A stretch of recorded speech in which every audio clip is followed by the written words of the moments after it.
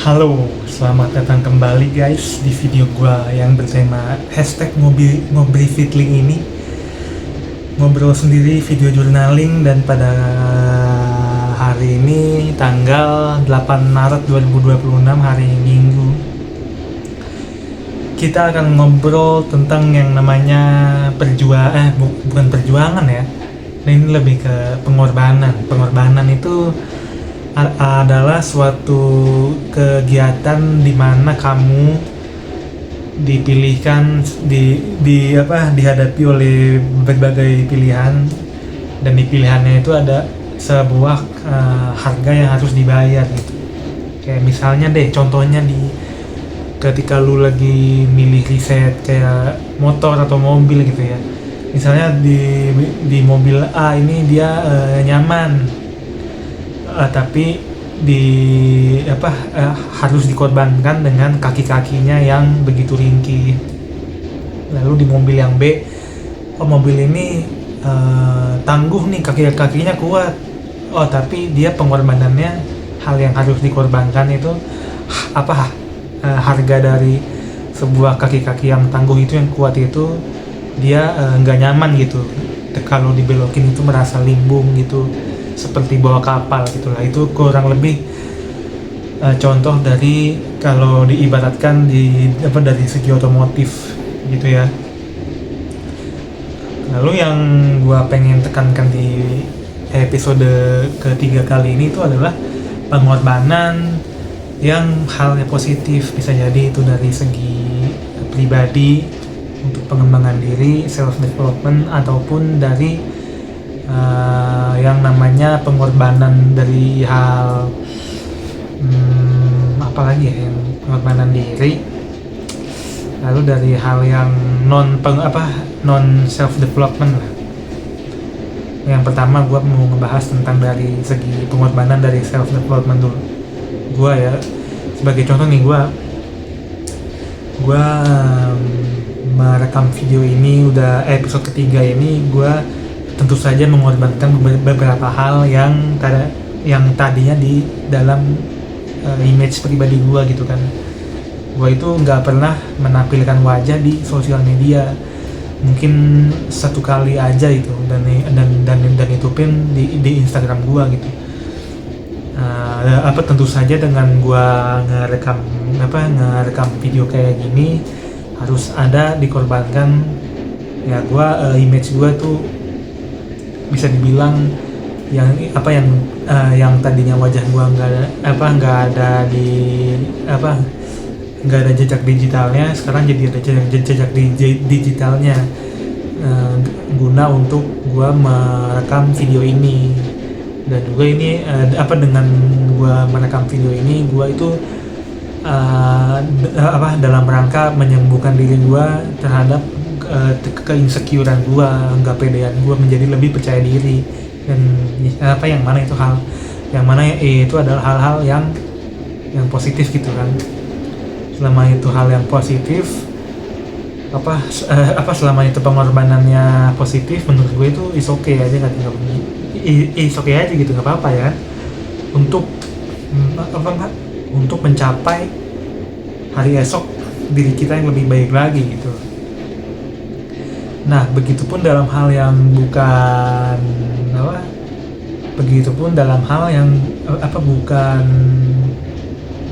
yang menyangkut diri, bukan yang mencakup dan tentang self development. Let's say kayak misalnya lu lagi main game RPG gitu, MMORPG, dan itu tuh lagi pas sudah selesai lawan bos gitu kan, ada stage dungeon, dan lu baru aja mengalahkan bos tersebut gitu. Dan bosnya itu dia munculin ini item drop, entah itu senjata atau item buat item buat lu lebih oke lah.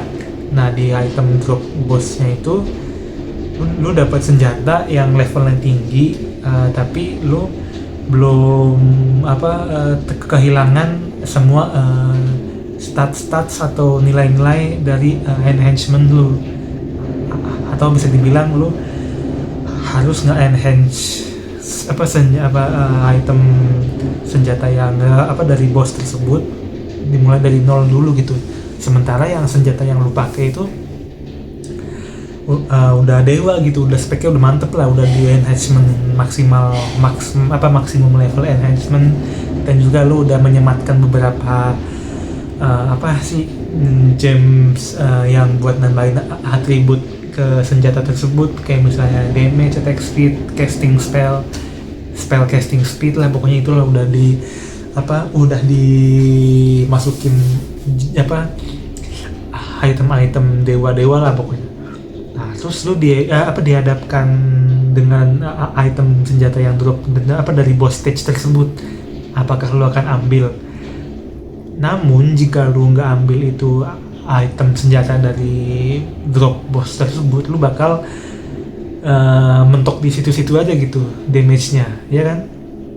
Sementara jika lu sabar dulu ngambil yang item drop boss dari stage boss itu, lu pelan-pelan lu enhance dari nol lagi, lu masukin nilai-nilai atribut yang bisa naikin stats weapon lu gitu, lu sabar, nah pasti ke depannya, entah itu di dungeon yang selanjutnya, di map selanjutnya dungeon, lu bisa damage-nya cukup, daripada lu stick to the item or weapon that you currently using gitu, walaupun itu ke depannya nggak tahu rintangan di depan sana membutuhkan requirement item yang level berapa atau weapon yang level berapa gitu kan.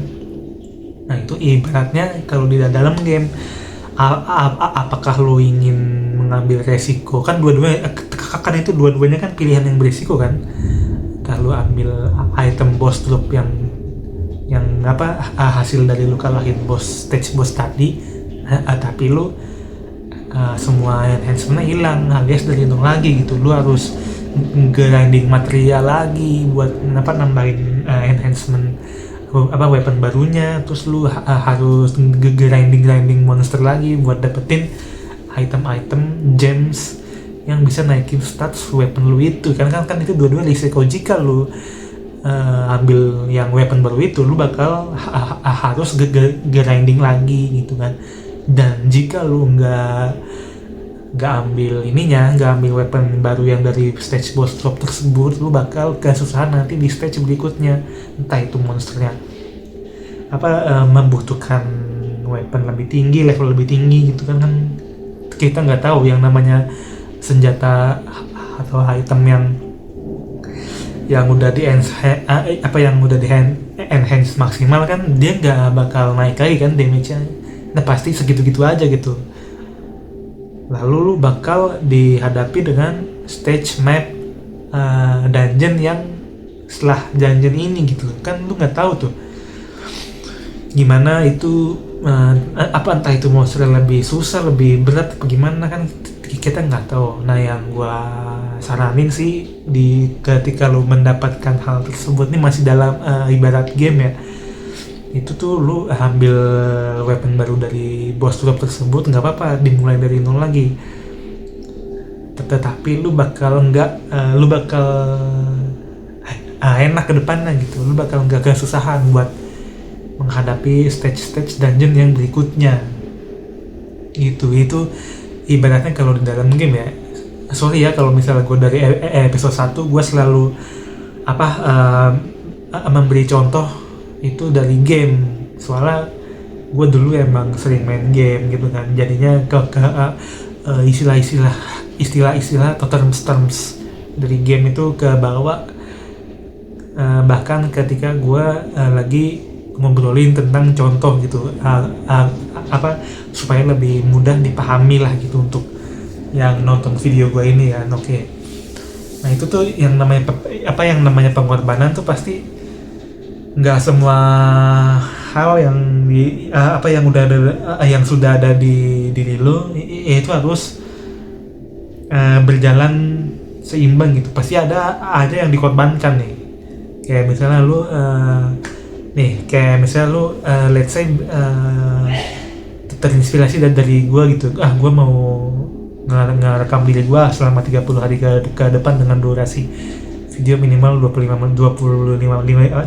menit gitu kan. Nah ya pasti itu yang dikorbankan lu yang pertama adalah waktu, soalnya lu harus nge-spend 25 menit di hari lu. Terus yang kedua lu bakal harus mengorbankan rasa malu, harus buang jauh-jauh rasa malu ketika ingin memulai suatu hal di internet gitu. Lu harus pede aja gitu, entah itu harus kayak misalnya dari segi audio gitu, kayak misalnya kan jika lu memutuskan untuk nggak menampakkan muka gitu, nggak menampilin wajah di internet, lu harus keluar suara dong, harus menggunakan suara lu kan gitu. Kayak misalnya let's say lu bikin podcast yang bertema audio, mungkin kan itu ada konten yang kayak gitu formatnya kan. Nah itu berarti lu harus mengorbankan suara lu untuk berselancar di internet gitu. Itu karena itu tuh jika ingin memulai suatu konten di internet itu tuh pasti harus required untuk entah itu suara lu, entah itu wajah lu, atau dua-duanya, itu nggak tahu ya. Itu sih yang gue pelajari dari internet itu ketika lu ingin membuat konten di internet, lu harus menggunakan entah itu wajah atau suara lu gitu. Ini kita ngomonginnya tentang di lingkup audio visual ya. Untuk yang teks kayak misalnya jurnalisme kan itu kan pakai teks, mungkin itu bisa juga bisa jadi ide buat konten juga kan yang namanya di internet kan konten kan nggak terbatas, bisa apa aja, bisa dari lu upload footage gameplay sebuah game gitu kan, terus lu komentari gameplay kan juga bisa itu. Jadi itu harus ada yang dikorbankan untuk itu gitu.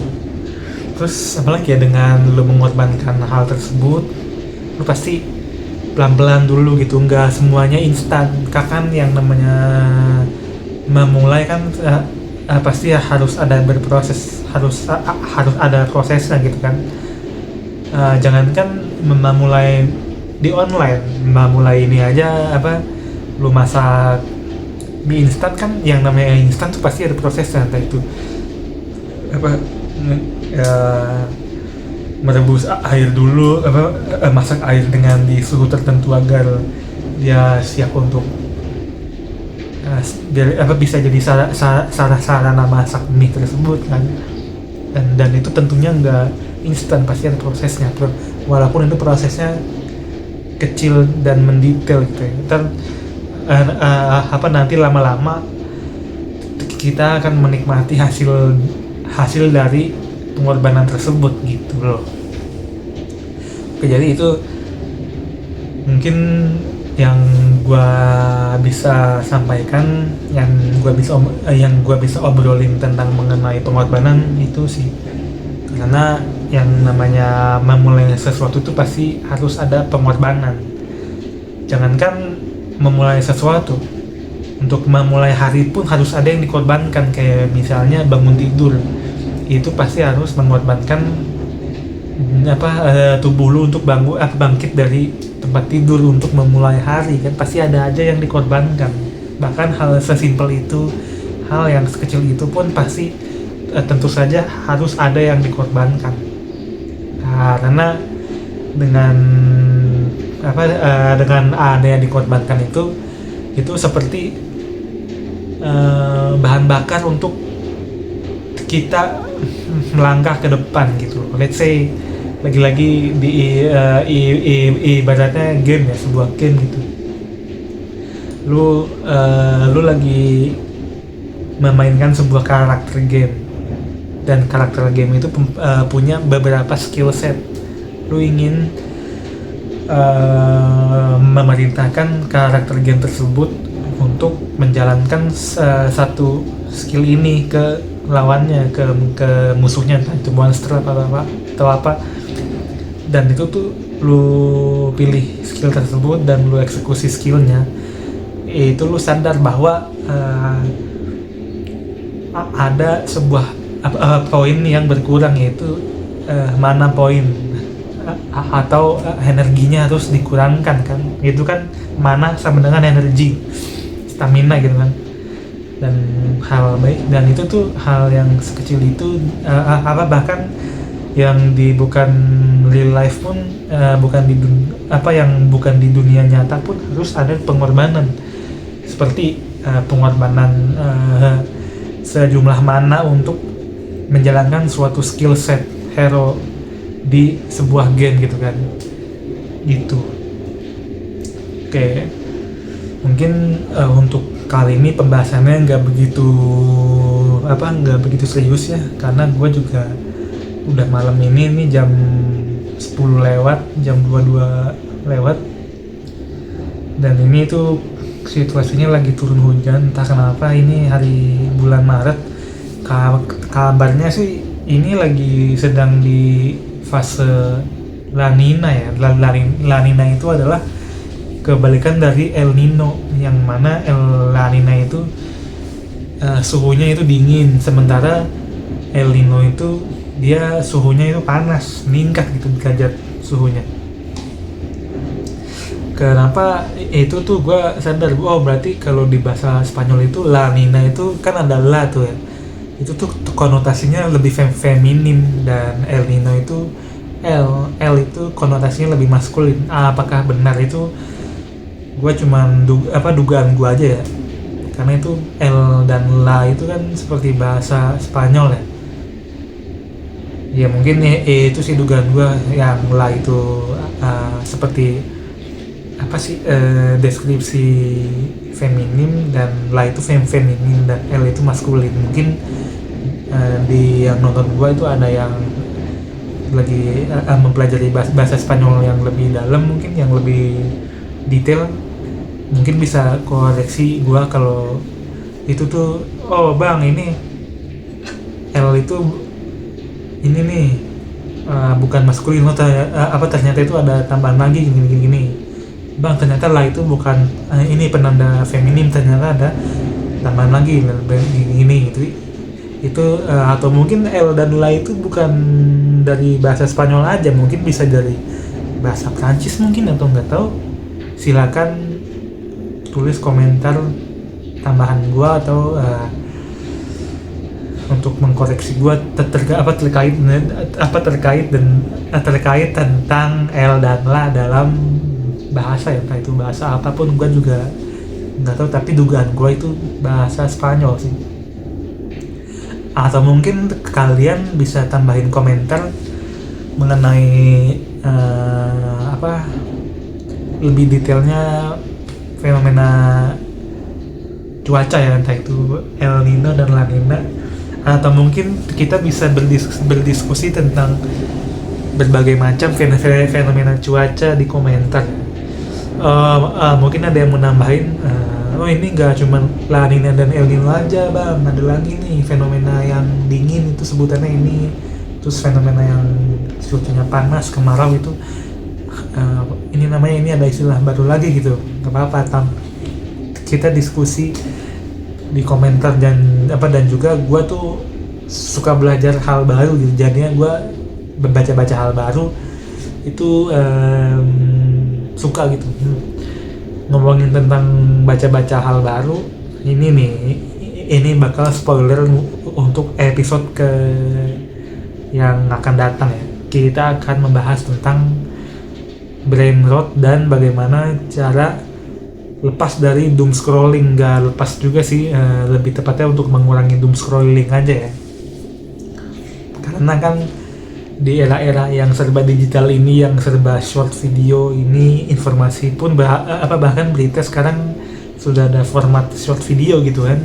di TikTok, di YouTube Shorts.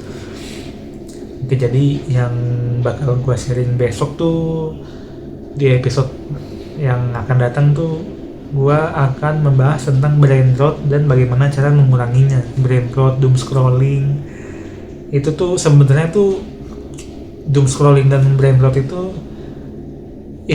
tercipta ketika kita kebanyakan terlalu banyak melihat atau mengkonsumsi konten-konten digital yang ada di sosial media, kayak misalnya format konten video pendek atau short video gitu kan. Itu tuh seakan-akan kan dia kayak gini ya, oh ini cuman